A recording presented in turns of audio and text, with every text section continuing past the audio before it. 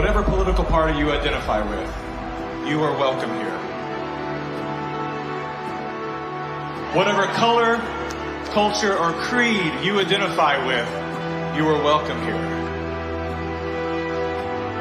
If you are vaccinated or unvaccinated, you are welcome here. Now look around. Look around at these faces in this crowd. Take a good look around. This is America the Beautiful. And it's worth fighting for. You are worth fighting for. Your children are worth fighting for.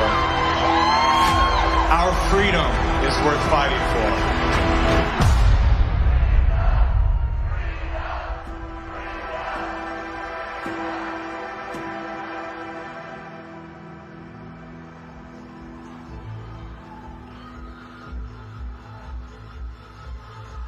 My name is Mickey Willis. I'm a father, a husband, and an investigative filmmaker. I was raised in California by a single mom who did her best to care for 4 children on her own. As a child of the welfare state, I witnessed firsthand what happens to the psyche and spirit of those who become dependent on government assistance. Had my mother known the difference between a hand up and a handout, she may have avoided the trap that kept us living on the edge of poverty, like so many people are today. Living in fear of losing her welfare assistance, Mom remained single and lonely until the day she passed, at 58 years young. Her life was cut short by a combination of toxic cancer treatments and grief. Just 34 days before she passed, her first son, my brother, was killed by a drug called AZT. Hundreds of thousands of innocent people died as a result of that prescribed poison. The pusher of AZT was none other than Dr. Anthony Fauci. The reason that only one drug has been made available, AZT, because it's the only drug that has been shown to be safe and effective. Well, it's certainly nice to know that the future looks brighter. 30 years later, there he was again. Same script, same actors, same performance. These are safe and effective products. Knowing what that man had done in the 80s and 90s, I couldn't believe he was still in a position of such power.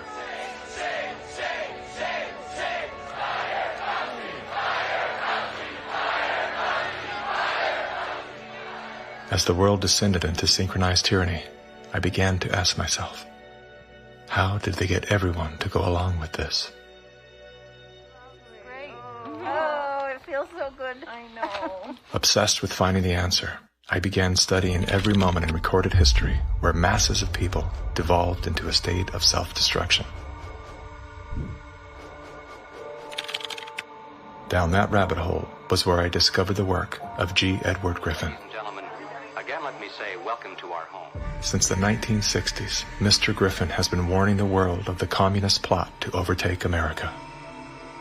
Yes, I know, communism. Mr. Gorbachev, tear down this wall. That thing we've all been told fell with the Berlin Wall. How do you measure such an astonishing moment in history? It was Napoleon who said, "History is a lie agreed upon." Ironically, there's no evidence that Napoleon ever said that. As we're about to discover together, much of our history has been rewritten to serve an agenda that up until recently was invisible to the average person. Average, like this guy. Everyone's talking about the necessity for change right now, particularly here in the U.S. Over the past few months, as a filmmaker, I've had the honor of documenting the political revolution. That was me in 2016, the year of my political awakening. Come on board the political revolution. I was touring with the Bernie Sanders campaign, creating media to help his grassroots movement grow. At that time, I knew very little about socialism and even less about democratic socialism. As it turned out, I wasn't the only one. So my Bernie bros, how do we redistribute wealth through taxation without expanding the powers of the federal government? Bernie Sanders!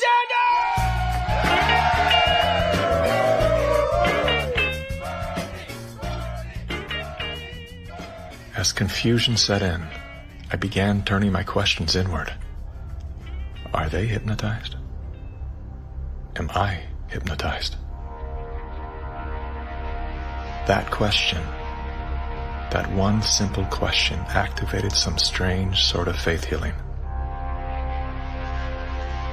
Suddenly, I could see. How did I not see this before? There were so many red flags. The only solution is communist revolution.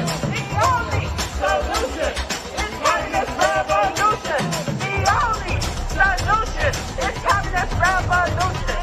That's right, we need communism. That's what we need.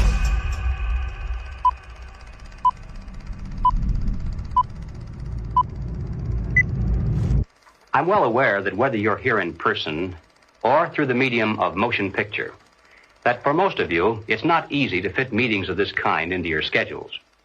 But the fact that you are here indicates that you do have an interest in the subject. So in order not to waste any of your time, let's dispense with the usual preliminaries and get right down to the business at hand. We're going to examine in quite a bit of detail the communist theory and practice of revolution, particularly as applied to the United States.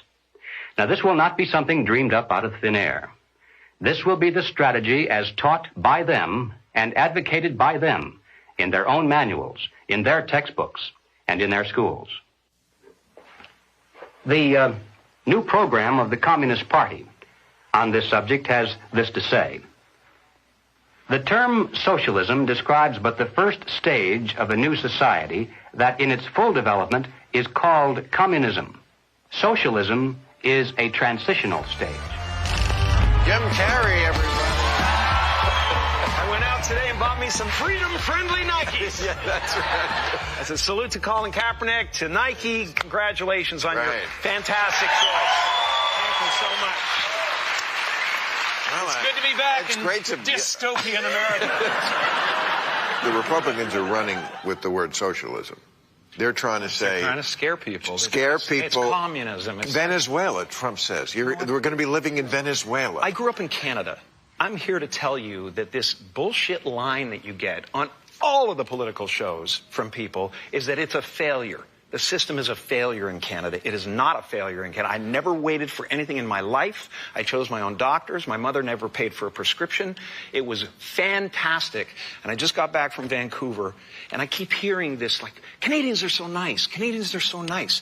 They can be nice because they have health care. Because they have a government that cares about them. In Canada, the authorities say it's now a state of emergency. Riot gear swept through Canada's capital. Today, police in Ottawa used batons and pepper spray. They just trampled on lady. Look what you did to her!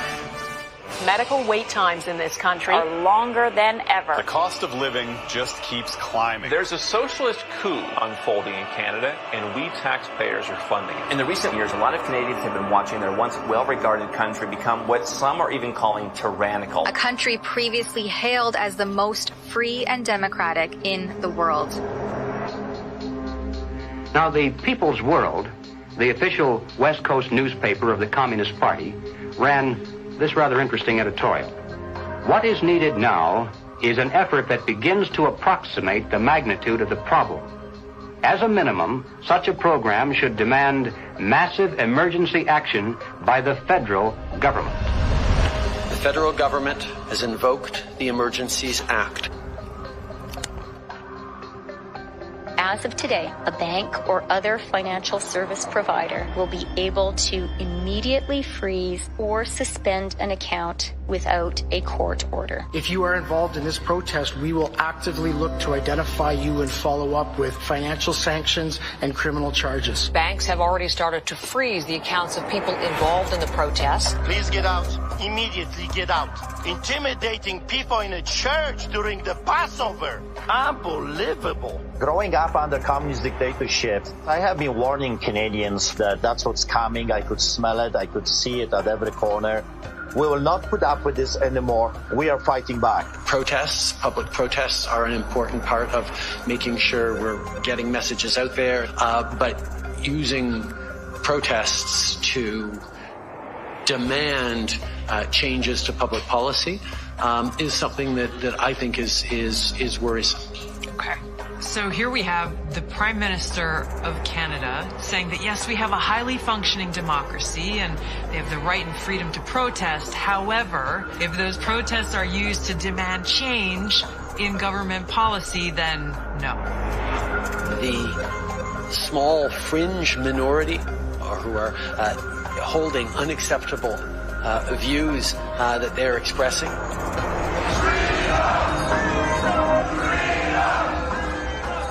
do not represent the views of Canadians who know that following the science and stepping up to protect each other is the best way to continue to ensure our freedoms, our rights, our values as a country.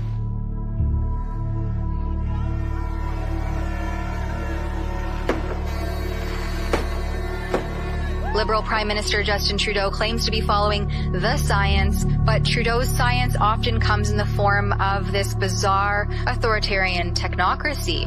I think that Justin Trudeau stepped on the landmine when he weaponized the banking system in Canada against the truckers. Those peaceful trucker protests, their most violent act was honking their horns. And in retaliation, they had their access to their bank accounts, and anybody that supported them in any way had their access to bank accounts eliminated. And at that moment in time, we all came to realize what was really going down. Even with Sun TV watching for any slip, he was asked which country he most admired and referred to China. The level of admiration I actually have for China, because their basic dictatorship is allowing them. I applaud China for stepping up. I applaud Canada. You can tell what I'm thinking. A prime minister who openly admires the Chinese basic dictatorship, who tramples on fundamental rights by persecuting and criminalizing his own citizens as terrorists just because they dared to stand up to his perverted concept of democracy, should not be allowed to speak in this house at all. Mr. Trudeau, please spare us your presence. Thank you. Canadians know where I stand. This is a moment for responsible leaders to think carefully about where they stand and who they stand with. While Justin Trudeau makes a compelling case study, he is not the only dictator on the rise. Under the new rules provided by the COVID-19 emergency, many other elected leaders were empowered to show their true colors. Interesting how they all marched in perfect lockstep while chanting the same slogans. This pandemic has provided an opportunity. Here we are now with an economy in crisis, but with an incredible opportunity. It's certainly a major crisis, but it also offers us a unique opportunity. Unprecedented opportunity to rethink and reset. The great opportunity for reset. Opportunity for us to reset. For a reset. It's almost as if they all attended the same school of thought and studied under the same professor.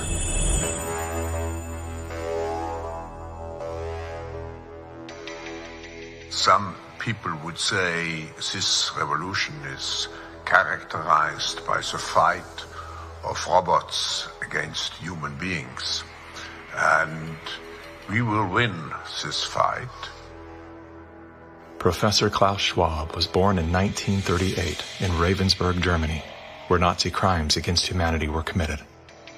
His father, Eugene Wilhelm Schwab, was the managing director of Escher Weiss Ravensburg, a company that used slave labor to manufacture weapons of war for the Third Reich.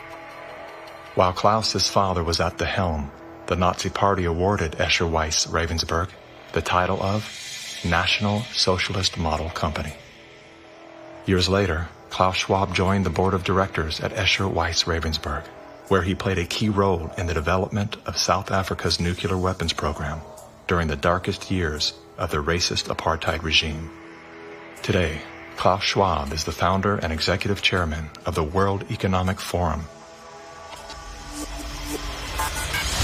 If you'd like to meet the people who are supposed to repair the state of the world, or give a piece of your mind to the bankers who helped get us into this mess, we can tell you where to find a lot of them. The World Economic Forum.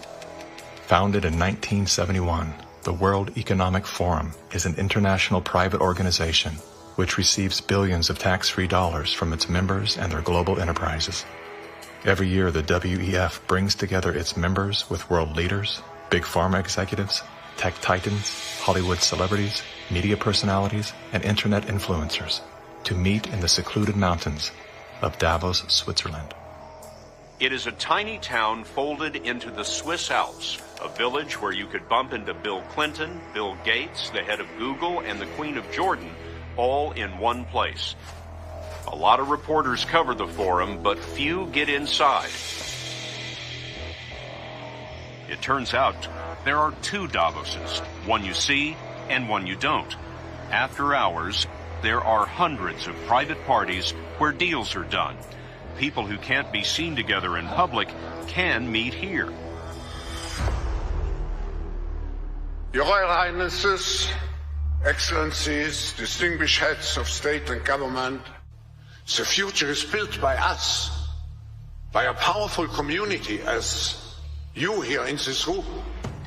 Klaus Schwab, the founder of the WEF, is particularly upfront and even proud of his ability to shape and influence world politics. I created the community of global shapers as a means, as a force to shape our common future. And of course, their Global Young Leaders program is a grooming ground so that when they ultimately infiltrate cabinets, we penetrate the cabinets. They will likely tend to govern a certain way. Nobody will be safe if not everybody is vaccinated. The names and the countries he mentioned ended up being some of the most dystopian and authoritative during this pandemic. Names like Ms. Merkel, Vladimir Putin, and so on. Other names? Jacinda Ardern, Sebastian Kurz, Mauricio Macri, Mark Zuckerberg, Jack Ma, Gavin Newsom, Stéphane Bancel, Chelsea Clinton, Leonardo DiCaprio, Sanjay Gupta, Dr. Leana Wen, Alexander and Jonathan Soros, George Soros' sons, and several of the Rothschilds. And of course... Now who could represent such a world better than you, Prime Minister? In 2014, Klaus Schwab called for the Great Reset. We need a Great Reset. Which he positioned as the solution to the world's most urgent issues. The dark reality of Schwab's agenda is detailed in his best-selling book, COVID-19, The Great Reset. His endgame mission is to replace independent governance with a top-down controlled, one world government and a central bank-controlled digital currency. When they say, you'll be happy, what they mean is you'll be enslaved. That's why they're talking about a Great Reset. That's why they're talking about introducing this quasi-communist, quasi-socialist agenda. They know we've run the course where we cannot continue down the path of the ever-increasing indebtedness because we have a generation that quite literally cannot afford to buy a house. Millions of Americans are priced out of buying a home. And so it's easy to tell that generation, we're going to forgive your college debt. Student debt relief. And set your expectations lower. You're going to rent forever. We're going to celebrate the tiny house movement. We're going to do all of these things which sound cool because they're shaping our narrative so that we become capable of expecting less. What we need to do is not expect less. We need to remove inefficiencies so we can experience more. And that's the subtle distinction that the Great Reset is missing. Like most globalists, Schwab regards communist China as a shining model of how he intends to transform the world. We now welcome His Excellency Xi Jinping. China has made significant economic and social achievements under your leadership. Chinese influence on global affairs is growing. The founder of the World Economic Forum, Klaus Schwab, says that this is what motivated the group this year to invite President Xi Jinping to deliver the keynote address in Davos. Schwab said Xi's presence was a sign of the shift from a unipolar world dominated by the United States to a more multipolar system in which rising powers like China will have a step up and play a bigger role. I think it's a role model for many countries. But we have to go one step further. It's a systemic transformation of the world. Artificial intelligence, the metaverse, synthetic biology. Our life in 10 years from now will be completely different, and who masters those technologies will be the master of the world. Similar to his protege, Justin Trudeau, Klaus Schwab makes a fascinating case study. Yet he too is merely the master of his own world. Economic Forum. Science is replacing evolution by natural selection with evolution by intelligent design.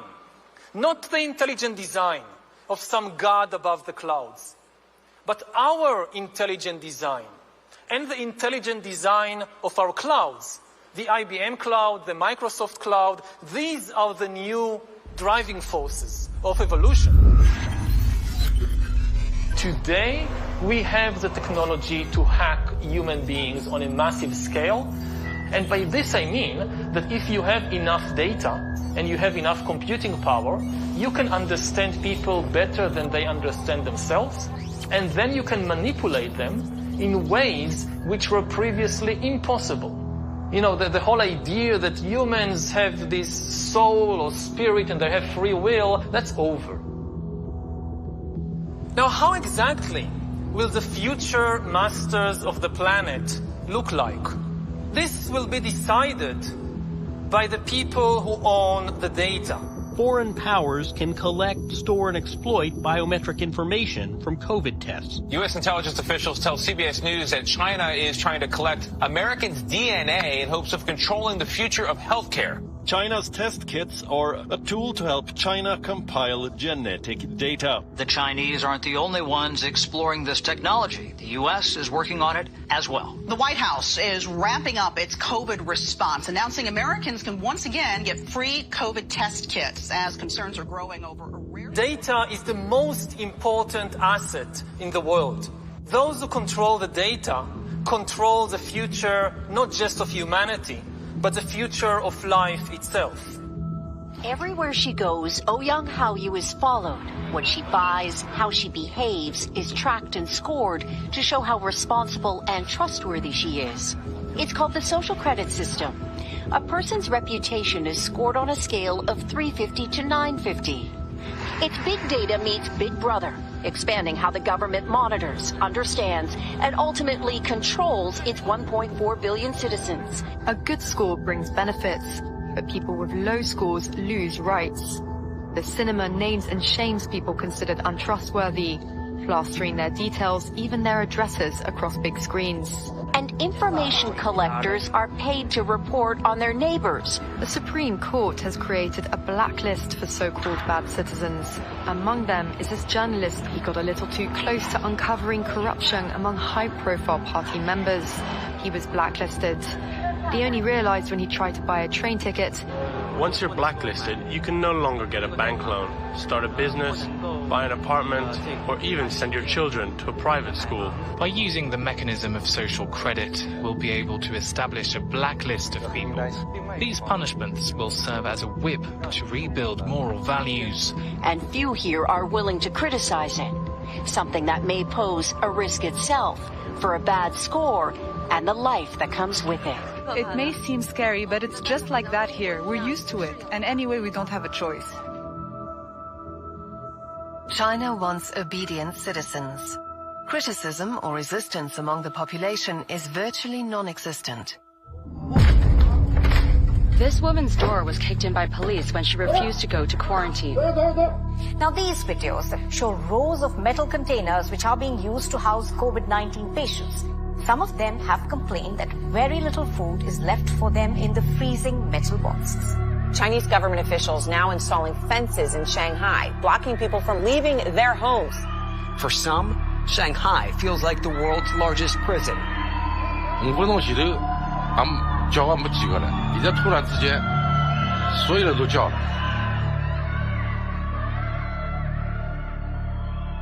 How does a handful of autocrats gain total control over a population of 1.4 billion? I have 2 master degrees, one in clinical psychology, one in statistics. And at the beginning of the crisis, I started to study the statistics a little bit. The initial mathematical models and the initial statistics all had dramatically overrated the dangerousness of the virus. That was the moment when I started to think how it was possible that an entire society and an entire population was in the grip of a narrative which in many respects was blatantly wrong. After a few months it became clear to me that the only mechanism that could explain what was happening in society was what is usually referred to as mass formation.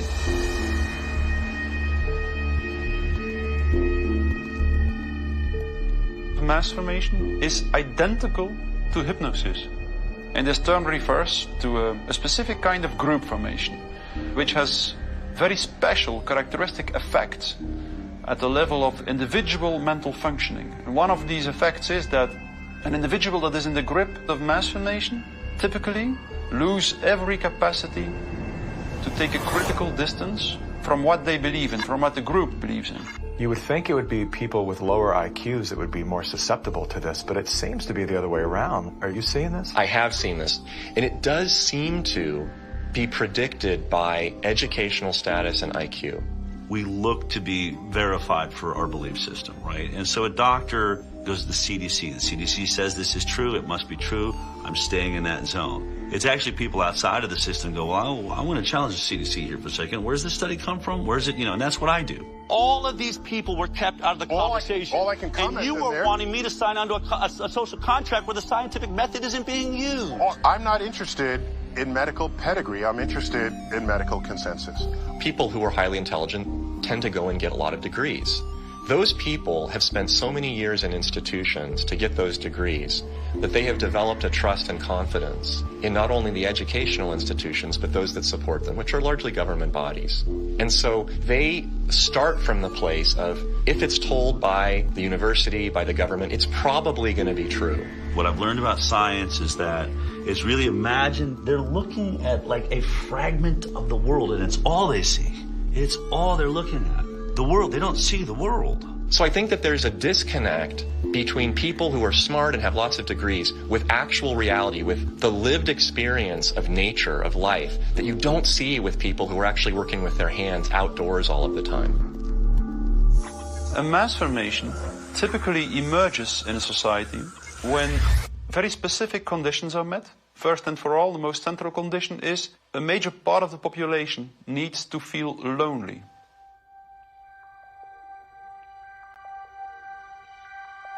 Doctors say the very rules to keep people safe from the virus are doing great damage when it comes to anxiety, depression, and even suicide. And now everyone is suffering, but children are particularly at risk. The real pandemic here is the psychological warfare that's being waged on every single human being. See, if you take a human being and you put them in a chronic fear state, and you couple that with human isolation, what happens is they psychologically decompensate and live in such emotional pain that they will gravitate in an irrational way to anything that you promise them will alleviate that pain. Once people feel disconnected from their environment, they will typically start to experience a lack of meaning-making in life. And under these conditions, if a narrative is distributed through the mass media, indicating an object of anxiety, and a strategy to deal with this object of anxiety, they suddenly, connect to one small object of fear, for instance the coronavirus, and afterwards, people don't feel lonely anymore. They feel connected again. Let me hear it if you've had the Pfizer vaccine. Let me hear it from Moderna. AstraZeneca. Let's hear it from the anti-vaxxers.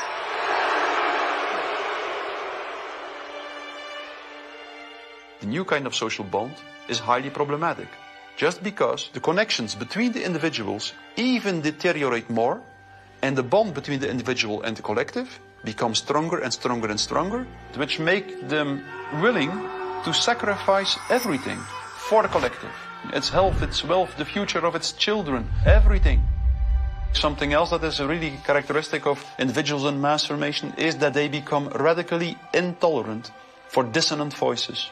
The people who are not getting vaccines, it's time to start shaming them. What else? Or leave them behind. Vaccinated person having a heart attack? Yes, come right on in. We'll take care of you.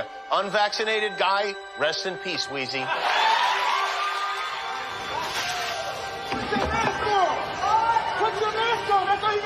We have to stop coddling the morons who will not get the shot. Get away from me, Put it please. on. Does it bother anybody else that she doesn't have to wear a mask that we all do? When are we going to stop putting up with the idiots in this country? You're a schmuck for not wearing a mask. And just say it's mandatory to get vaccinated. Screw your freedom. People who do not go along with the masses are stigmatized, and in the end, the masses are inclined to destroy the people who do not go along with them. And they do so as if it is an ethical duty to do so. Getting good people to do bad things, harmful things, while thinking they're good things, it's a dangerous place to be because it looks great. You feel great while you're being used. They will sacrifice themselves, and they see it as a virtue because it demonstrates their complete obedience to the cult, to the group, to perform ritualistic behavior which causes them harm. One of the most clear illustrations of this was when the leaders of the Communist Party in the Soviet Union were sentenced to death, often tortured to death. They did not object. They said things like, if this helps the Communist Party, it's my pleasure to do it. That's something that was observed in all major examples of mass formation in history.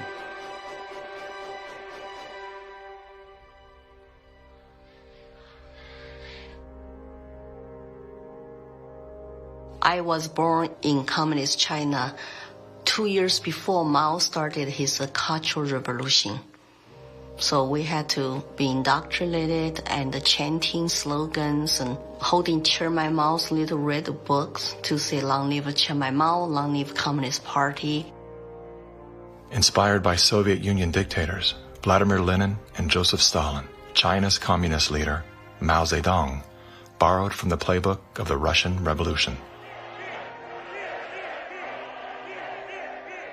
To fight anti-communist forces, Lenin organized a military branch of his Communist Party, known as the Red Army. Following suit, Mao branded his army the Red Guards. However, Mao's soldiers were not enlisted from his military. His Red Guards were made up of high school and university students. So he used young people to start Cultural Revolution, to top down statues, burning old buildings, and demonize all religions, going after all dissident voices, and to turn all the Chinese against each other. Family turn on each other, neighbors turn on each other. Chairman Mao, as he was known, was deeply influenced by Lenin's ideas on Marxism and revolution, and often praised Stalin as a great leader.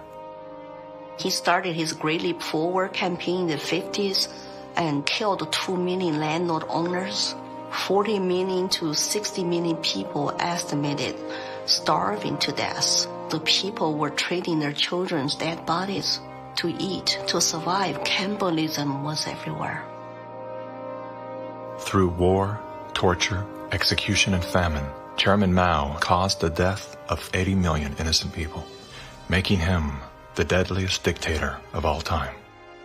China shaved the heads of women, put them all in unattractive asexual clothes, did the same thing for the men. This technique has been used in the 20th century by every totalitarian regime. The Mao wanted to create a genderless society. That's why girls like me could not wear beautiful clothes and could not do makeup. We have to just look like boys, unisex, no gender. They asexualize the population so that there's no more desire, no more bipolarity of male and female. Everybody looks like an automaton. And then what do? Rather than turning towards one another, they turn towards the state. So the only thing left for me, a child to believe in, is communism. And Mao was the new God.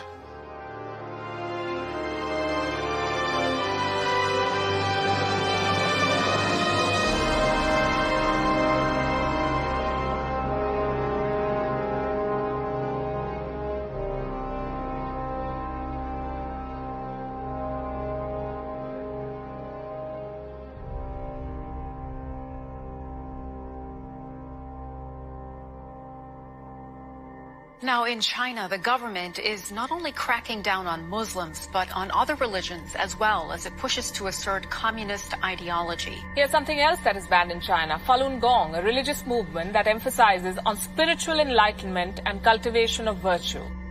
5,000-year-old Chinese civilization were founded on faith.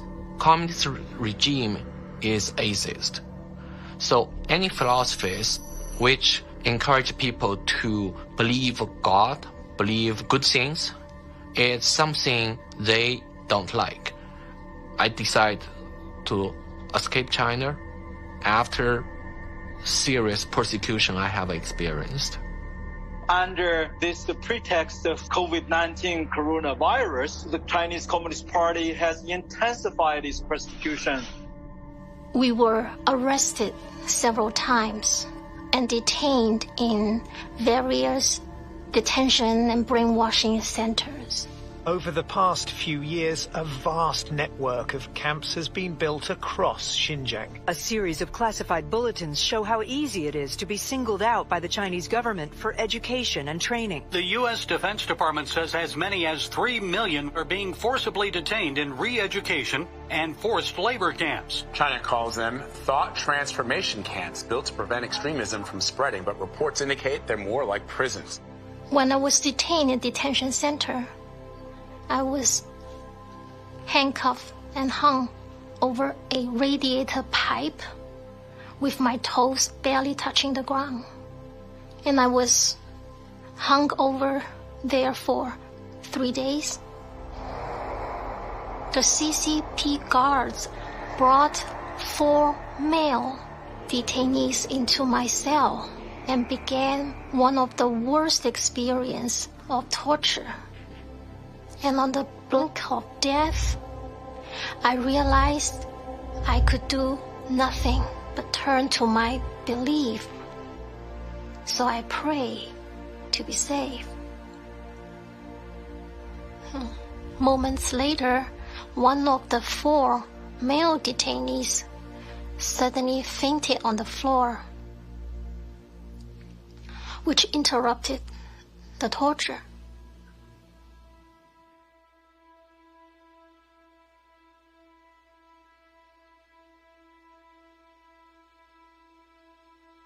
I left China because my parents were heavily persecuted for their practice of Falun Gong. From age 1 to age 5, my grandparents were taking care of me because my parents, they were always inside some dark cells being tortured. My first clear memory of my mother, I was brought to a brainwashing center and saw her being tied up to a chair with like people behind her guarding her, and she had a very thick plastic tube inserted into her nose, and she was being force-fed at the time. She just looked like she was in so much pain, and I was 5 at the time. It's just very traumatizing.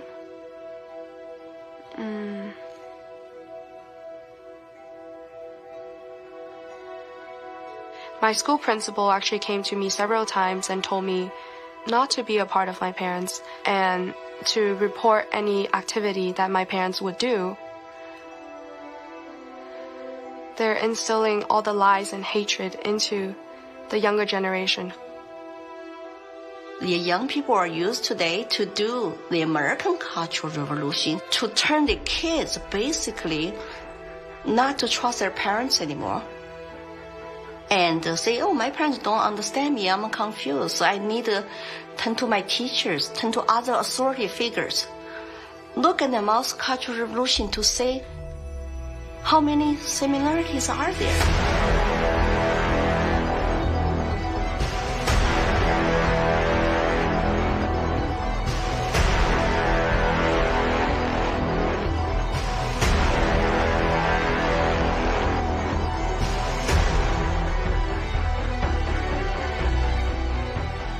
Communism will win. That's not a joke. That will happen. You are happy unhappy with what was happening in the USSR between 1917... critique of it, that's what we're Maoists. We make a critique of it in order to improve socialism the next time it comes around and throws people like your ass into a labor camp. Yesterday, I asked ChatGPT, are there any similarities between today's woke revolution and Chairman Mao's Cultural Revolution of the 1960s? And it wrote back, how long do you have? We recognize that government is absolutely necessary for an orderly society. But following the dictum that government, like fire, is both beneficial and dangerous, we believe in the concept of limited government. And we believe that the constitutional republic created by our founding fathers is the best form of limited government that has yet been devised by man. A republic is a limited democracy. It's a form of government based upon the principle of limited majority rule. Limited so that the minority, even a minority of one, can be protected against the whims and passions of the majority. Now, democracy is a form of government based upon the principle of majority rule. It's easy to understand, easy to sell to the masses, and, I might add, deadly. The fathers of philosophy, Socrates, Plato, and Aristotle, were all staunch critics of democracy. History's greatest minds all observed that even a well-intended democracy can breed deception, division, and ultimately total control by the state. Aristotle wrote that democracy is not just the rule of the majority. Democracy is a system in which the majority is in charge, respecting the basic elementary rights and principles of minorities. If not, democracy becomes a tyranny of the majority. Socrates himself became a victim of this very process. He was sentenced to death by a majority vote for protesting the rights and protections of the minority. This country was founded on the principle that the individual is sovereign over the institution of government. And it's about a philosophy of governance that says that you are a free individual, or a philosophy of governance that says you're serf and you're subject. We have inalienable rights just by virtue of being human. And so their primary responsibility as the government is to protect those rights. These aren't rules to govern me, they're rules to govern the government. Like what you are and are not allowed to do to me. We are constitutional republic with a representative democracy, so people do vote, but we have a separation of powers. So if you majority vote to eat you for lunch, the Supreme Court can say, no, you cannot. And how do you protect the minority from the majority? You write down a set of rules on a piece of paper. You say, this we can do, that we cannot. At the top of the paper, you write the word Constitution. And then everyone agrees to follow the rules no matter what the temptation. And when you're finished, you've created a constitutional republic. It was Thomas Jefferson who said, "The republic is the only form of government which is not eternally at open or secret war with the rights of mankind." Now, we hear a lot of talk today about right-wingers, left-wingers, extremists, and moderates. The political spectrum concept, if it has any meaning at all, is a measurement scale showing all the variations in government. Now, the extremists at the zero end would be those who advocate no government at all, the anarchists. The extremists at the other end would be those who advocate total government. And who are they? Well, the communists, of course, but also the Nazis, the fascists. No matter what they may call themselves, if they advocate total government control over the people, they are all, by definition, totalitarians. The debate is not between conservatives and liberals. It goes back in history long before those words were ever invented. The opposing points of view properly are identified as individualism versus collectivism. The individualist believes that the rights of the individual must not be obliterated by the desires of the collective or the group. The collectivist, on the other hand, believes that the group is more important than the single person within it, and that the individual must be sacrificed if necessary for the greater good of the greater number. The individualists believe that every man has a personal and direct responsibility to provide first for himself, next for his family, and then for those outside his family who may be in need. The collectivist, on the other hand, declares that the individual is not personally responsible for charity, for raising his own children, providing for his aging parents, or even providing for himself, for that matter. This is a group function of the state, of government itself. Everything we talk about, socialism, communism, globalism, and Nazism, guess what? It's all collective society. Collectivism on an international level is essentially known as globalism, which is often promoted as a framework for unity and sustainability. Under the guise of philanthropy, the leaders of the globalist movement leverage every possible crisis to advance their plan to replace national sovereignty with a one-world government. We are confronted with so many crises simultaneously. What does it need to master the future? It is the globalists who are behind the destructive new methods of control, like ESG, the acronym for Environmental, Social, Governance.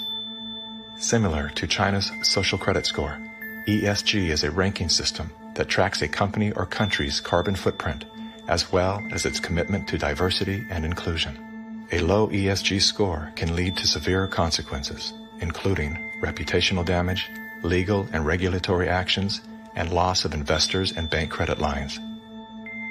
Within the last decade, numerous nations and thousands of major brands have been coerced to adapt to the ESG program, and today, many of them are paying the price. In 2018, the World Economic Forum published an article on its website entitled, "How We Will Make Sri Lanka Rich by 2025. That article was removed once it became known that food prices in Sri Lanka had nearly doubled and that millions of their citizens were facing starvation. Now, what caused this? Farmers protested and asked the government to work with them on slowly improving farming practices to be more environmentally friendly rather than implementing harsh bans. But the government was more interested in maintaining a high ESG score with its creditors like BlackRock. As a result, food production dropped drastically, with farmers expecting crop losses of 85%. The country had to begin spending money on importing food when it was previously self-sufficient. Sri Lanka is a cautionary tale. What's happening there could be a foreshadowing of what's in store for us if we don't take heed and learn some lessons. The Dutch government was one of the first to sign on to the ESG system. Dutch farmers pleaded that the rush to adapt to extreme new regulations would result in the destruction of the country's food supply. The Netherlands is the second largest agriculture exporter in the world, earning the title of the tiny country that feeds the world. A collapse of their system could trigger a global food crisis. Yet, the Netherlands Prime Minister continued to persecute Dutch farmers until they were forced to revolt. Where do you find still such a prime minister in the world? You find it in the Netherlands, and it's Mark Rutte. And remember, too, the Netherlands is the pilot program of the World Food Hubs, and the World Economic Forum has assigned to the Netherlands what they call this Global Secretariat, using, ironically, a communist term for it. Klaus Schwab's golden pin-up boy, Prime Minister Mark Rutte, is busy fulfilling the agenda of the World Economic Forum's Great Reset by turfing farmers off their own land. Perhaps the most important lesson I've learned in my years as Prime Minister of one of the world's most outward-looking trading countries is that national interests are often best served by international cooperation. Schwab has sold this idea because they're up against the wall. Okay, you have all these governments that are basically broke. So what will happen is if they defaulted, then all the people who have lost their pensions, they've counted on it, and they're going to be storming their palaces with pitchforks. Schwab has sold the idea that, well, we go towards Marxism and you can still retain power. None of these net zero climate schemes work without massively disrupting or even destroying the lives of the little people. If you think about what created wealthy people wealthy throughout the many years of our human history, was the ownership of land. And you have governments right now that are looking to take ownership of real estate, and it's happening everywhere. And you have this movement of individuals kind of going like, hey, like people should never profit off of real estate. And unfortunately, that ideology is what the government is using to take control. If we look at data from 2001 to 2015, there is a slow and steady trend towards more corporations owning single-family homes, apartments, office spaces, and less individuals actually owning real estate. Blackstone Group actually recently raised a record of $50 billion to take homes from American families. During the pandemic, when all people were ordered to lock down indoors, why did governments around the world make exceptions for mass protests? We've all heard the term fire sale. In this case, it's not a metaphor. When a community is damaged by protests, the value of local properties plummet. Investors then gobble up the devalued real estate for pennies on the dollar. In many cases, the leaders of the decimated communities receive kickbacks for allowing this transfer of wealth. Big companies and investment firms swooping in and buying up some of the only affordable homes in your neighborhood. The more you have individuals not own their own home, the more you have individuals not financially independent, creates more dependence on big financial corporations that profit off of mass people. So we are going towards a world where the people are owning nothing. I always say, like, if we don't own anything, well, who does? Bill Gates, business magnate, software developer, philanthropist, nation's largest farmland owner. Gates owns nearly 270,000. It's a reinstitution of Marxism where, communism owned all the property. In his Communist Manifesto, Karl Marx wrote, "The theory of communism may be summed up in a single sentence: abolition of private property." Karl Marx was a German philosopher and social theorist who lived in the 1800s. He is the co-author of the Communist Manifesto, which has been referred to as the Bible of Communism. His theories of class conflict and dialectical materialism were instrumental in shaping socialist and communist movements worldwide. Joseph Stalin, Vladimir Lenin, Leon Trotsky, Mao Zedong, Che Guevara, Fidel Castro, Kim Jong-un, Hugo Chavez, Nicolas Maduro, and many other communist revolutionaries have cited Marxism as the foundation of their political ideologies. Marx rejected all concepts of God, as well as the traditional family. According to members of his own family, Marx was emotionally, verbally, and physically abusive. His wife, Jenny, was plagued by depression, which was compounded by Karl's adulterous impulses and his inability to provide for his children. Despite his privileged upbringing and formal education, Karl Marx was often unwilling to work and instead relied on the financial support of friends and family.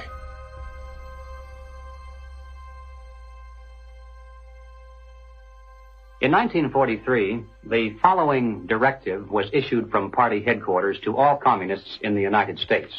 It read, "When certain obstructionists become too irritating, label them as fascist or Nazi or anti-Semitic. In the public mind, constantly associate those who oppose us with those names which already have a bad smell. The association will, after enough repetition, become fact in the public mind." The founding fathers were racist, misogynist, fascist political party, Radicals on the far right. anti-Semitic, Xenophobic. transphobic, Uncle Tom's white supremacist. domestic terrorist, Neo-Nazi organizer. Nazis, You are an anti-vaxxer. anti-vaxxers, Racist. Name-calling is their number one bullying tactic, and they apply it unremittingly to anyone who questions their dogma or says something they find unacceptable or offensive. As early as 1928, the communists declared that the racial differences among our people constituted the weakest and most vulnerable point in our social fabric. By constantly probing and straining at this one spot, they calculated that eventually the cloth could be torn apart and that Americans could be divided, weakened, and perhaps even set against each other in open combat.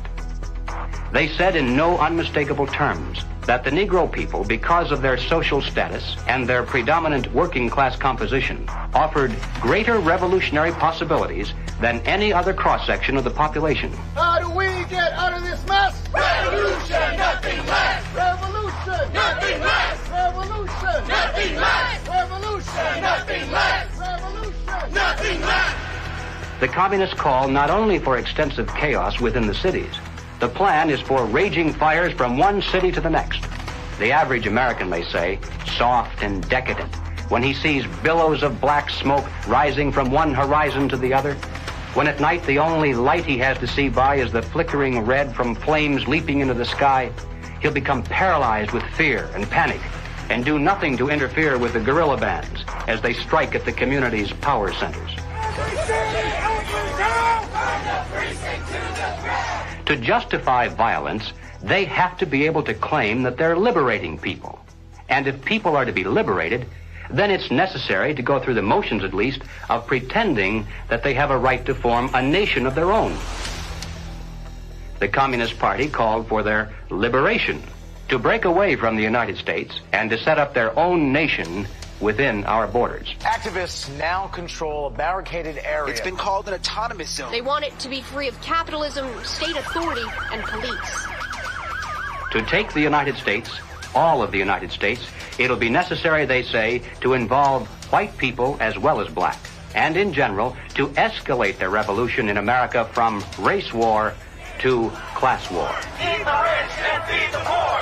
This is class war. Now, when they talk about pressure from above, they mean using their people and their influence within the very government marked for takeover to bring forward official recommendations for legislation. The recommendations, of course, are offered supposedly as solutions to national problems, but when passed into law, their only real effect is to vastly increase the power of government and to move the country that much closer toward the ultimate goal. The pressure from below, then, involves using their influence over the various mass membership organizations of the country to create the appearance of great popular support for these recommendations. Of course, the members of those organizations must never suspect that they're being used to promote the communist program. Now, the silent majority, the average person, is caught right in the middle. He looks above and sees highly respected spokesmen for government calling for socialist legislation. He looks below and sees mobs of demonstrators shouting for the same thing. He says to himself, has everyone gone crazy or is it me? Now, he's still in the majority, of course, but he doesn't know it. He thinks he's helplessly outnumbered, and he bows to what he thinks is the democratic will of the majority.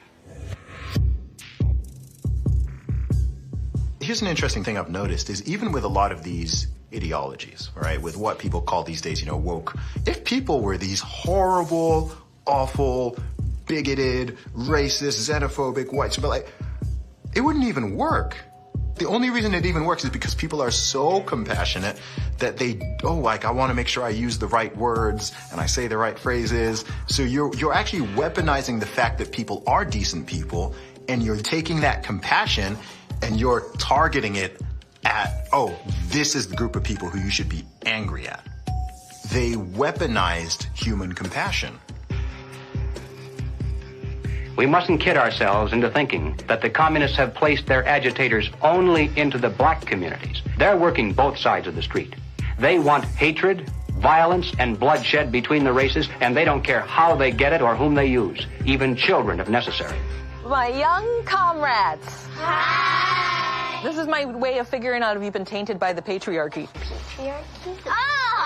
This looks creepy. It looks creepy. Why? There's just this thing about white people that just makes me be like...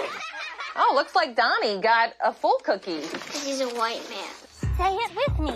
Structural racism! Yeah! You may have wondered why the Communist Party has been a staunch supporter of the drive to place a black studies curriculum into our high schools and colleges.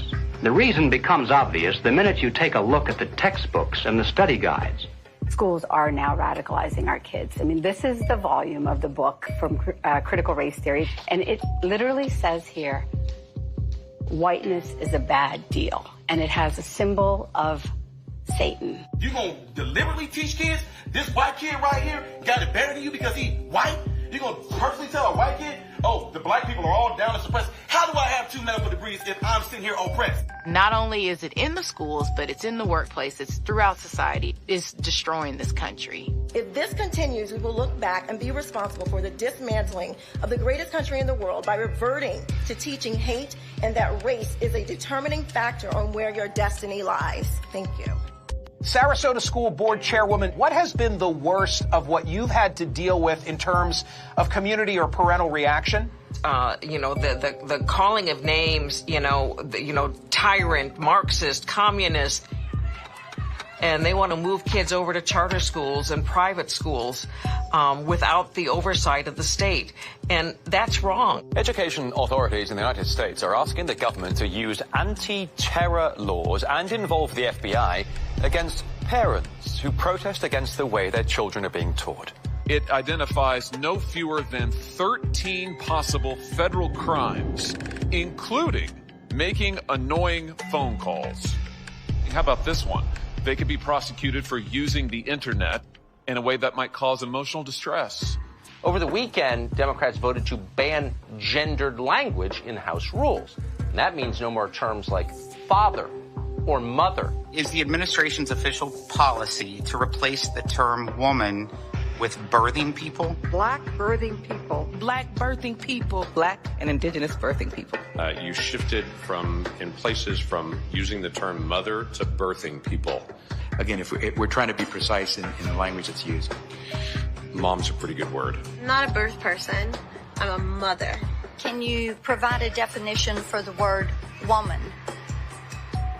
Can I provide a definition? No. Yeah. I can't. You can't? Not in this context. So I'm not a biologist. The meaning of the word woman is so unclear and controversial that you can't give me a definition? Do you believe then that men can become pregnant and have abortions? Yes. Literally everything that was fought for women's rights is going straight down the drain. This environment that has been created and corrupted and manipulated does not respect women, does not respect children, does not respect men. It cares nothing for family. So that's why they have to attack mother and remove father, because she's going to protect that child, he's going to protect that woman, and they both are going to protect society. Good evening. Good evening. Thank you very much. Thank you for your service.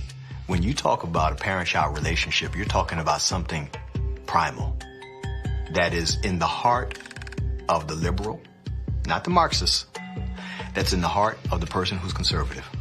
And they're pushing the boundaries on something that they cannot control.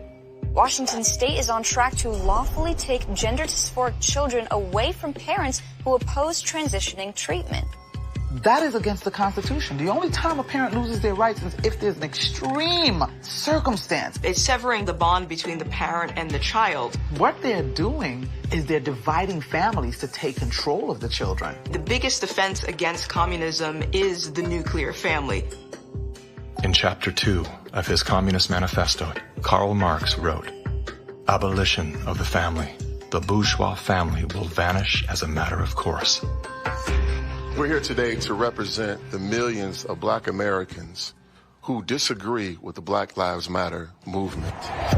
If you go to Black Lives Matter website, it says that we disrupt the nuclear family. That's my wife. This is our 4 children. Why would you disrupt the nuclear family? Because the real objective is to remove the family as a possible alternate source of guidance and support. All totalitarian regimes strive to destroy the close-knit family in order to remove any loyalties that might be higher than to the state itself.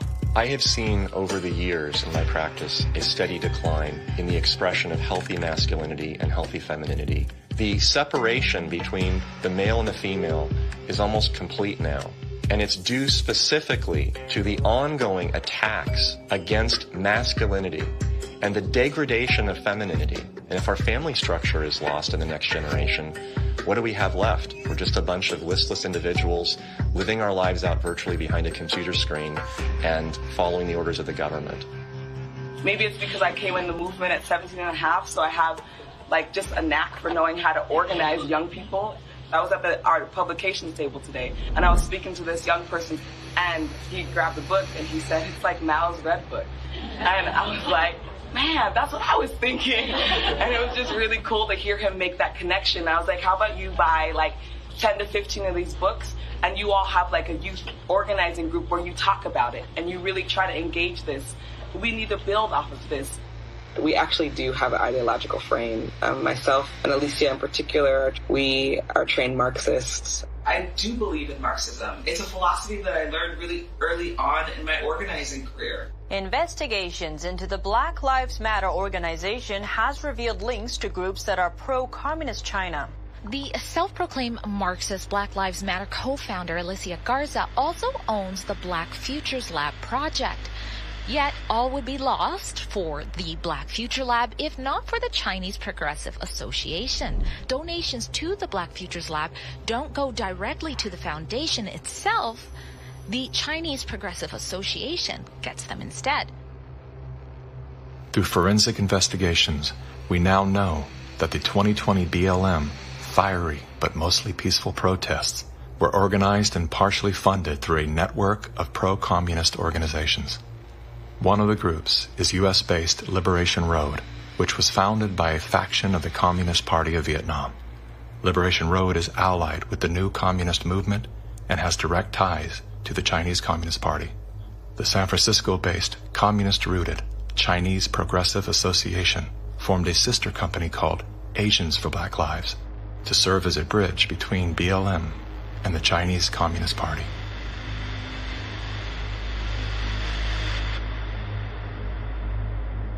I spent a lot of time with President Xi. He's deadly earnest about becoming the most significant, consequential nation in the world.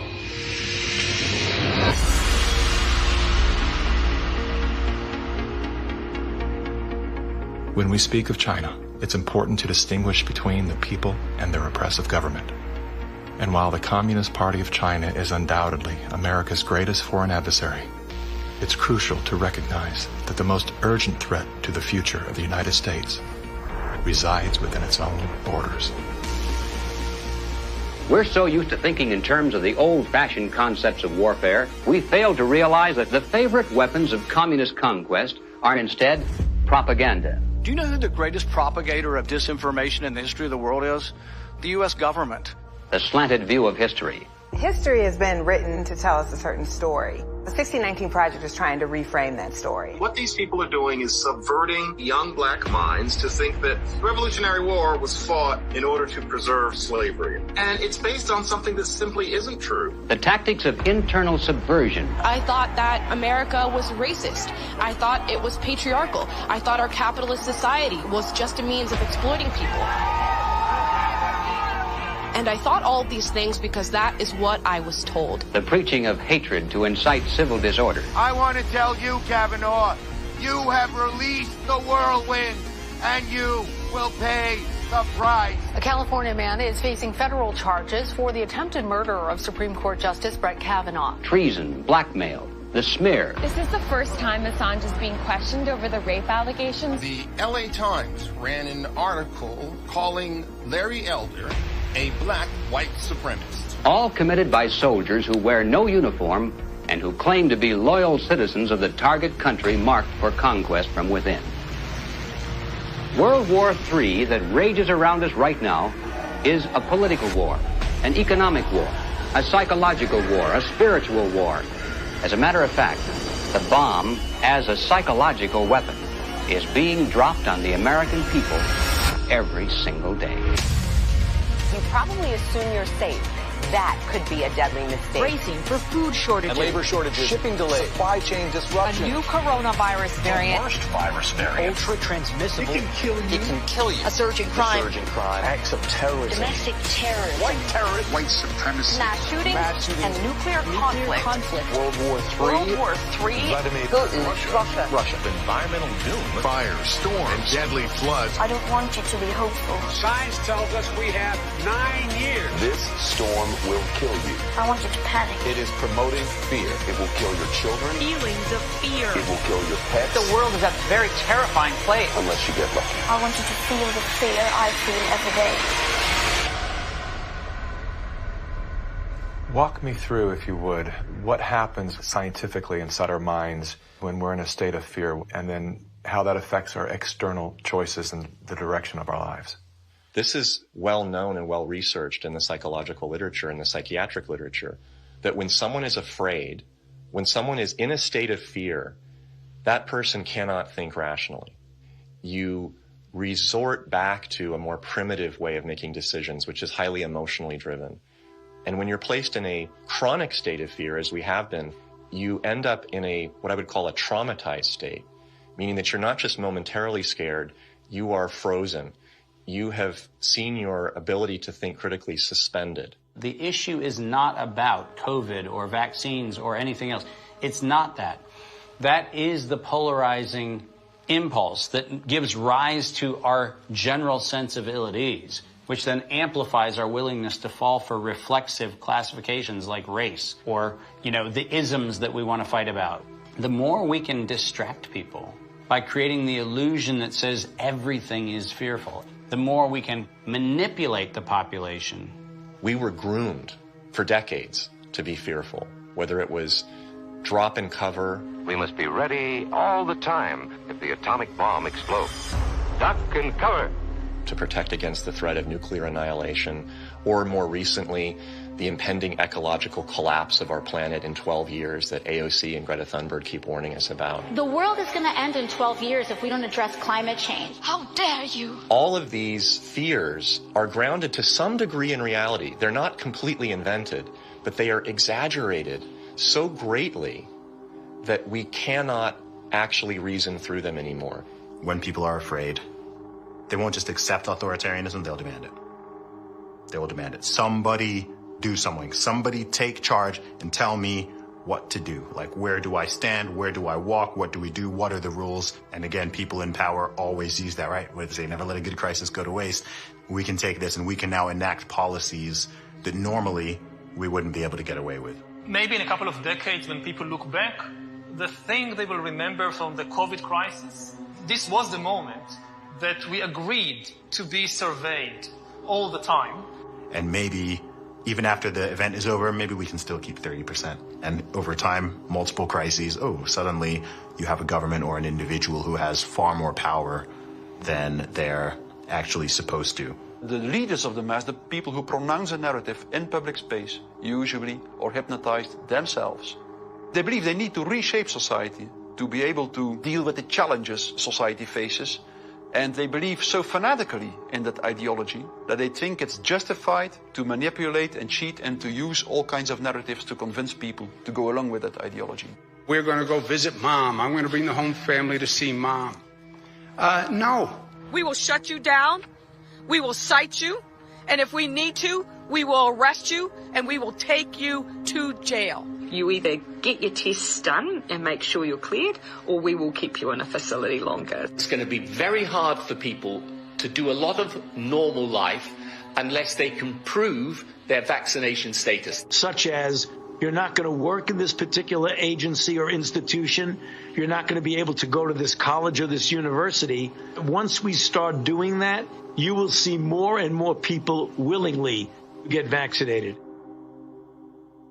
If the fear of losing your job, your friends, family, and future isn't enough to coerce you into submission, perhaps these incentives will entice you to willingly comply. It's everything from cash prizes to college scholarships. Now offering kids 12 and up limited edition Avengers comic books. Thousands of prizes available, including cruises and Super Bowl tickets. They're giving away Ford F-150 trucks. They're giving away shotguns and hunting rifles. Marijuana dispensaries are giving away joints for jacks. Krispy Kreme announcing this week a free donut. And yes, free beers. That's right. Get a shot and have a beer. Today could be your lucky day. California's vaccine lottery. One grand winner to take home up to $5 million if you get vaccinated next week. They made it exciting, right? There's a reason people go to Vegas. It really could be somewhat lucrative if they aren't already persuaded. 13-year-old Joshua says one of the best parts of getting a shot at Mickey D's, lunch on the house. Just think of this when you think of vaccination.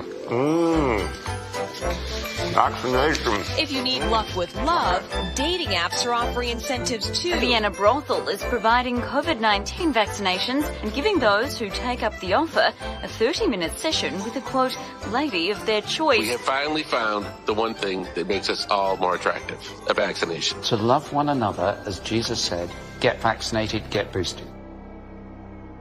Do you think that it's being posed as politics, but it's behaving like a religion? Because it's acting like a religion. Yeah. It's dogmatic, it's absolute, it's if you do not believe in it, you are condemned to hell. Maybe this is a new religion. God did answer our prayers. He made the smartest men and women, the scientists, the doctors, the researchers. He made them come up with a vaccine. That is from God to us. And we must say, thank you, God. Thank you.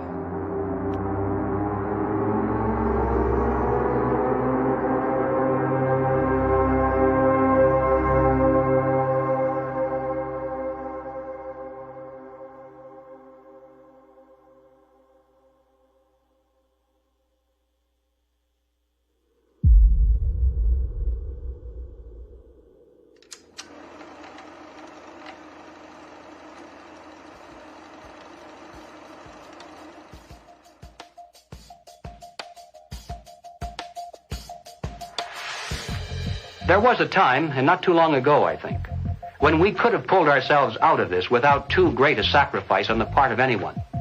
But we didn't. Instead, we slept. Everywhere I look, I see men and women who know that communists are making headway in this country. They know that something must be done and that someone must stand up to them.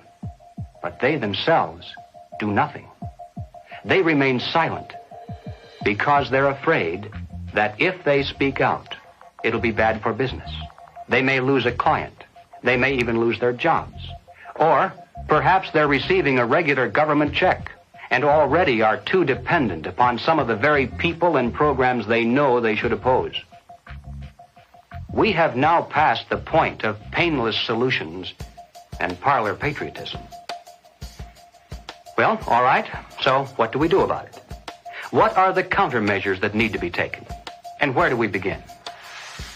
Before we finally win this battle, and I should hasten to say that there's no doubt in my mind that we're going to win.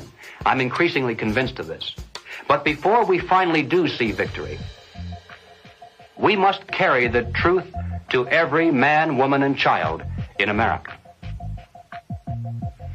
I have no idea of what each of you is going to do in the critical days that lie ahead. It may be much, it may be little, it may be nothing at all. I don't know. Only you can answer that question. But ladies and gentlemen, whatever it is you decide to do for your country, do it soon. Do it now. Every minute that you delay further will add dearly to the price of ultimate victory. Mr. Griffin, that was over 50 years ago. Where are we now? Hearing that phrase after all these years is kind of a shocker because I didn't realize really at the time how accurate it was going to be. But we're in the middle of it now, and so the ultimate victory is still ahead of us. How did you know way back then what would be happening today? It's a long story, of course, but I did take a fascinating tour of the Communist Bookstore in Los Angeles when I was very, very young. I was working for an insurance company. I was Mr. Corporate America, you know. That was the period when the hippie, image was pretty popular, and a lot of these guys in that bookstore were in that uniform. And I think they felt I was a potential recruit, Yes, we've always been quite willing to talk about We'll talk about socialism anywhere, in the streets or in the Senate, anywhere, They're a communist faction making a big power play for SDS. Is there any communists back here? I guess there is. Yes, they are communists, and yet our nation seems unconcerned. Many newspapers, television commentators, and educators call these young revolutionaries dissidents. But are these voices of mere dissent, of mere student unrest, or of sedition and revolution? They invited me to come to their study groups, they called them. They were really the recruiting funnel, you know. And I didn't have to pretend to be interested because I was interested. I wanted to see what these guys were up to. In the course, the more I read, the more I realized that these guys were deadly serious. And so my crusader gene said, hey, buddy, you better stop worrying about the corporate ladder and making money and looking good and start doing something about it. And I'm glad I did, because after that point, my life had a meaning. It had a purpose more than just self-centered. Who are some of the key figures behind this agenda? I'm not sure we can name names. We know that there are layers and layers of control and influence, sort of pyramidal in form. At the bottom level, of course, it's just all the common people. Most of them don't even know what's going on. It used to be that an invader could come in with a superior army, and people resent it, but they obey because if they don't, they get killed. Now, if they want to conquer people in this environment, they have to do it through the mind.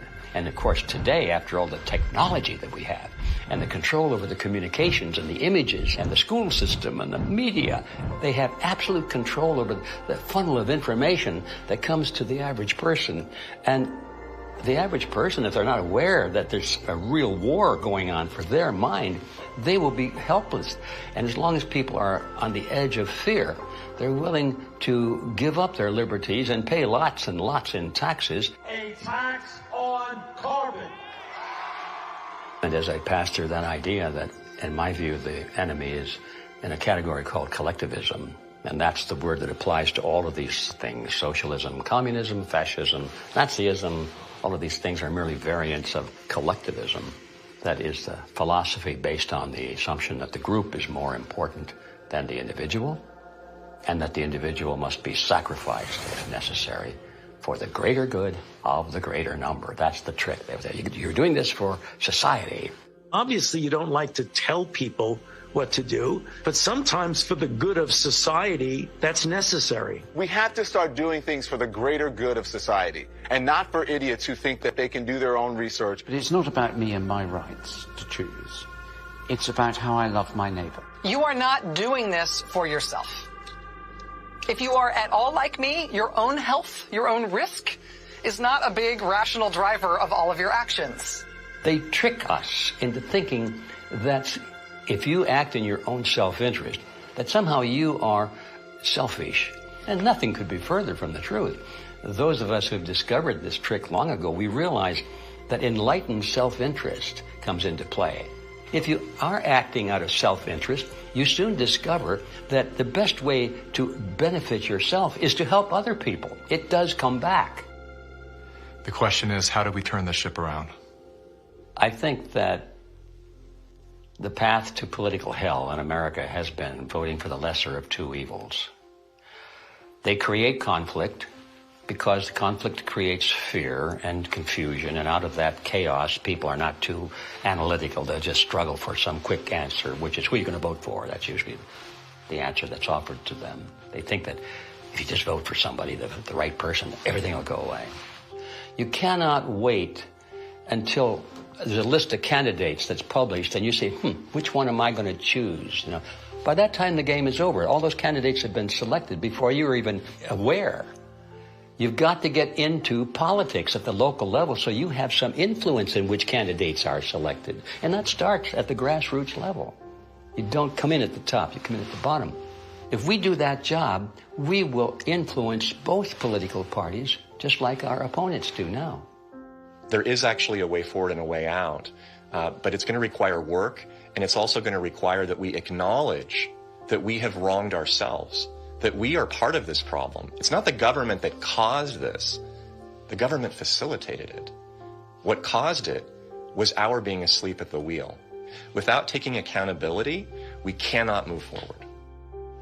The masses of humanity have been slapped awake in a very short period of time, to where now it has created a domino effect of awareness all across the planet.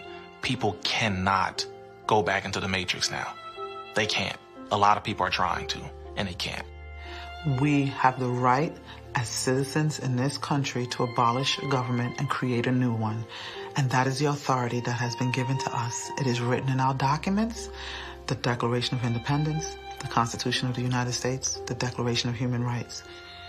We have indelible rights, and the basis of those rights are our freedoms. And if we don't have that, we don't have life. And so we have to awaken, we have to arise, we have to fight. The natural rights of every individual is life, liberty, and property, and establishing a country on a premise that had never been established before, that the individual is sovereign because their rights are endowed to them by a sovereign God.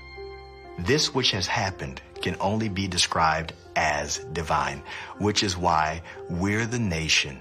Our ideology, our way of life is always under this relentless attack that we have defeated over and over again, and we will defeat it this time. We're all fighting with each other, and the way that we combat that is doing the opposite of what these war overlords want us to do, which is fight with each other. We should be learning how to forgive and inviting other people to the table even if we disagree with them, and extending grace to one another even if we know that they've done something that we totally disagree with, because that's how we ultimately are going to heal as a nation, is understanding that we all come from different walks of life and we all live here together. And let's start talking. The only real problem that's existed in the world is division. It's that people are not getting in rooms, willing to speak with one another, see each other's hearts, and get to know, hey, what do you believe? What do I believe? And is there a way we can actually work together to solve these problems? And I'm willing to bet that most of the Gen Zers would say yes.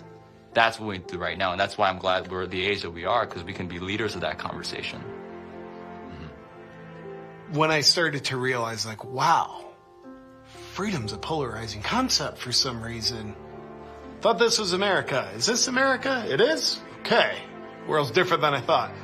So my fear was I could lose everything. I could lose my audience. I could lose my business. But I knew, especially having a son come into the world, I am imprinting something on his beautiful, innocent, fragile psyche and heart. I'm imprinting the man that I am, or I'm imprinting a hollow shell of the man that I refuse to be. And I knew in that moment, I'm willing to risk losing everything to do that. I would rather pick up cans on the side of the highway to feed my family than to live out of alignment with my truth and betray my son. Just say no. Rise up in a nonviolent way. They can't imprison everyone. They can't fire everyone. But they can fire individuals that are separated and don't work together and give into the fear. And don't sacrifice your future for a few conveniences now in the present. You should sacrifice maybe the present conveniences so that you're going to have a future. The media has done a good job at stripping from us our ability to think on our own and for ourselves. If we can get back to that, I think that we can build a stronger America. In my opinion, the first step you have to take is you have to get out from under the control mechanisms. And that means blow up your TV, don't listen to the fear porn, and set yourself free of debt, which is what controls you and controls everything around you. It is the weapon that is used. The most important thing is always that the dissonant voices continue to speak out, and, also extremely important, that they don't start to form a mass or a crowd themselves. Because that happens very easily as well. Happens very easily. Once a large-scale mass formation starts, the people who do not go along with them feel threatened, and they can start to form a mass themselves. So it's extremely important not to form a mass ourselves. That means to form a group, a coherent group, and that what unifies this group should in the first place be the fact that everybody who belongs to the group can have his own opinion and can speak in his own way. What matters most to you?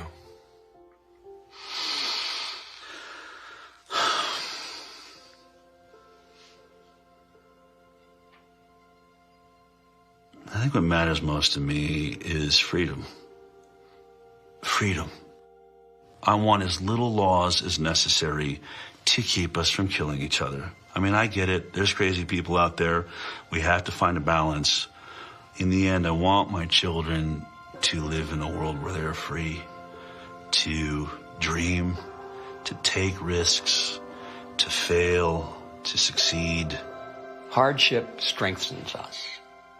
We wouldn't have had the American Revolution and the beta model for the American Constitution, the beta model of a republic in the modern world, unless the tyranny of King George had been unbearable. All the good things in life usually are a result of some kind of a rebound against something that's very not good at all, very painful. I mean, I think about if someone had jumped in there and taken away my failures. I can't do what I'm doing now if someone had kept me from really hurting, really learning lessons that were hard to learn so that I would never make that mistake again. In a philosophical sense, we should be thankful for this movement that's happening, is in spite of the fact that it's tragedy and it's hurting people and all that, but without it, we might just go right along in that pot and be boiled in time. But now the frog is jumping out, and we have a chance coming up here now to create a new vision, and it's going to be great. It's a bit cynical, but it is in the end good news that mass formation and totalitarianism always destroys itself in a relatively short time span. And the most important thing, of course, is that you have to make sure that the system does not destroy you before it destroys itself. Throughout history, it was always the very small minority. History has always been written by the 1% of the population.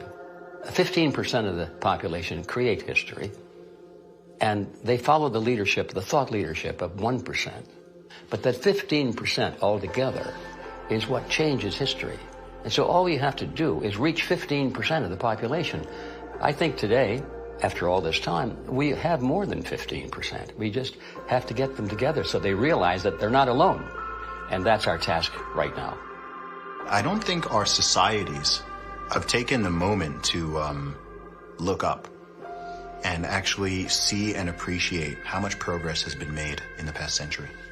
On so many different levels, we have made incredible progress. Like, what we've got here is actually great. It's imperfect, and we should still be making tweaks carefully to try to make it better. And I think that's where so much of that self-hatred or hatred of the nation or hatred of the other or whatever comes from. This lack of perspective and gratitude and inability to take a moment, chill out on the activism and go, wait, actually, okay, we've achieved a very unique and special point in history, and let's be careful with that. On that note, as Sure. a man who's traveled the world, Yeah.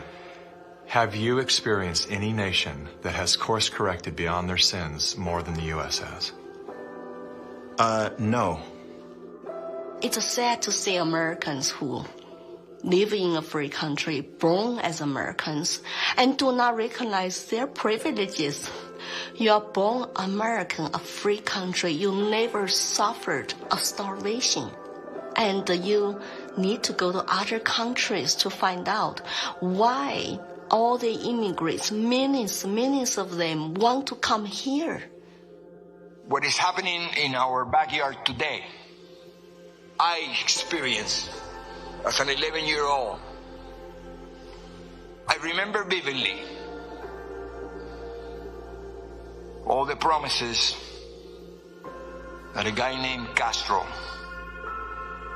gave and how 99% of the people swallowed the pill. He was going to save Cuba. I remember how he promised to the farmers, to the Guajiros, that you're going to own the land. I remember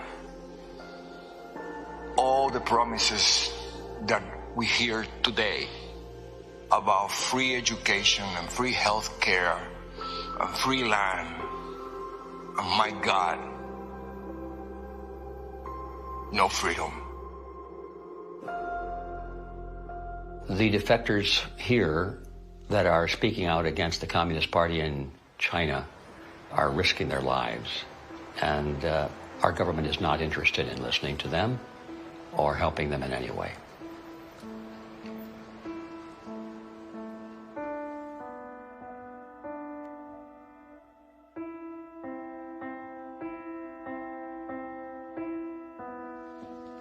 I have been in America for 10 years. I saw a lot of Americans with wonderful hearts. America is a beacon of freedom. I'm happy living in this land to practice my religion and to have a peaceful life. That's my hope. America is last stand on earth for freedom.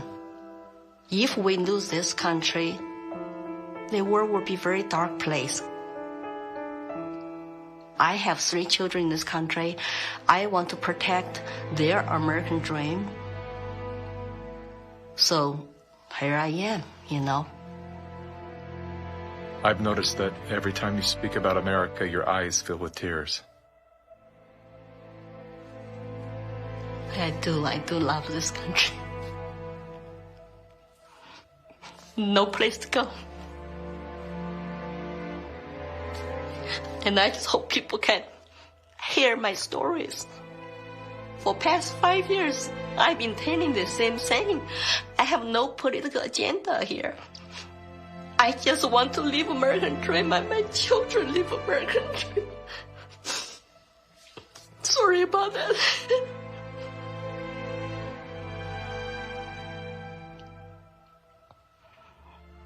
It's time to ask questions. It's time to wake up.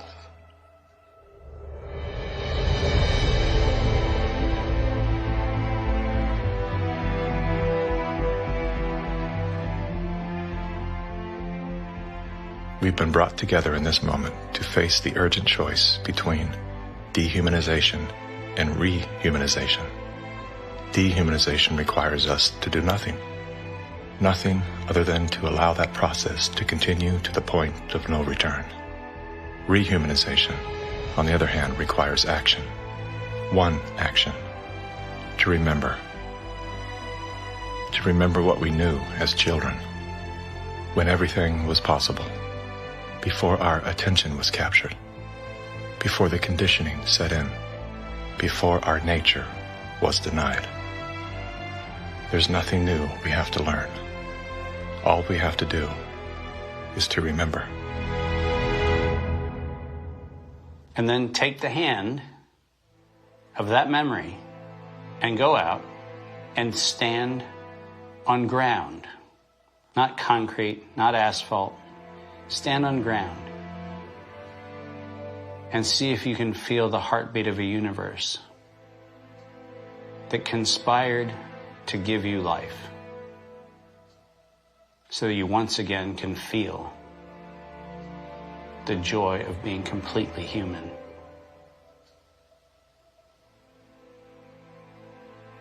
And then never forget that moment.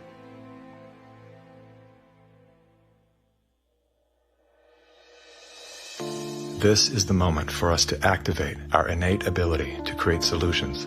That can only happen through the awareness of symbiosis, defined as a mutually beneficial relationship between different groups. All of life depends on relationships. Every living thing is in communication. From the stars to the planets, the earth, the plants, the elements, the insects, the animals, the humans, and every cell within us. Real change out there begins with real change inside. As Americans today, we are truly a privileged people in a privileged land. But with our blessings come responsibilities, and with responsibilities come risks. The challenge of our time is that we must accept both the responsibilities of our blessings and the risks involved in defending them for ourselves and for future generations. And we must do this without hesitation if we are to be worthy benefactors of that precious heritage of freedom passed on to us through the epic sacrifices of those who have gone before. Now, that is not flag waving, and it is not cliched patriotism. That's a simple statement of the obligations of citizenship in this glorious land, our land, which with God's help we shall preserve.